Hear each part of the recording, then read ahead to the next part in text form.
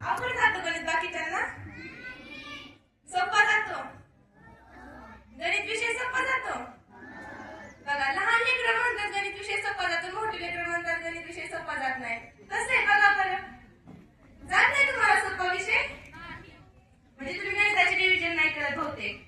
है ना मी आज गणित दिवस आहे त्याविषयी थोडी माहिती सांगते श्री रामानुजन यांचा दिवस जन्मदिवस गणित दिवस म्हणून साजरा केला जातो श्री रामानुजन हे एक गणित तज्ञ होते त्यांना गणित खूप आवडायचं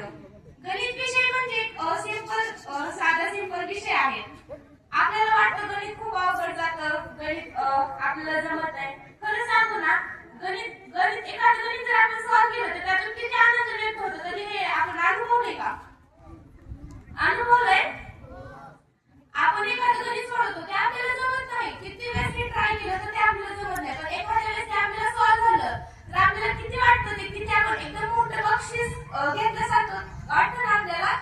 मला तर वाटतं एखादं गणित मला नाही ना जमलं आणि ते जर मी सॉल्व्ह केलं तर ते मला एवढा आनंद होतो की मला गणित सुटले एवढा आनंद म्हणजे एखादे बक्षीस मी काहीतरी हासिल केलंय असं मला वाटतं ते गणित सोडवल्यानंतर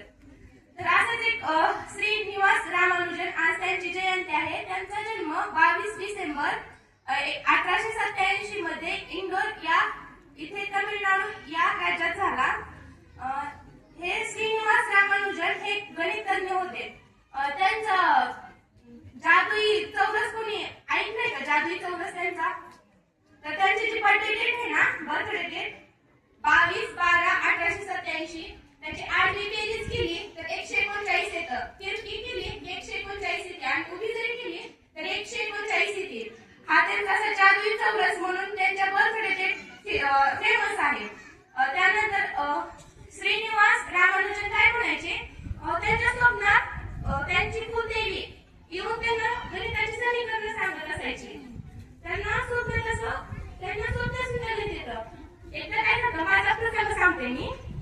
एकदा आमच्या 10वीच्या क्लासमध्ये साइन त्रिकोणमिती नावाचा धडा आहे तो चॅप्टर मध्ये साइन कॉस थिटाचे सूत्र आहे ते मला एवढा चॅप्टर आवडतो एका दिवशी मग चॅप्टर शिकवत असताना साइन कॉस थिटा ते माझ्या तोंडातच पाठ झालं साइन कॉस थिटा दिवसभर ते साइन कॉस थिटा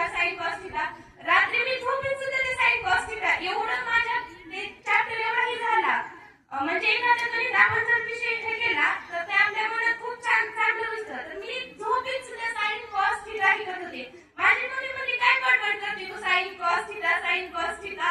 तर ते मला रात्री सुद्धा हे होत होतं म्हणजे एवढं मी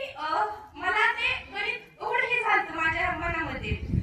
म्हणजे गणित हा विषय मला वाटत नाही अवघड नाही गणित हा विषय खूप सोपा आहे पण त्याला आपण आत्मसात करायला हवं आत्मसात केलं म्हणजे ते आपल्याला जमतं गणित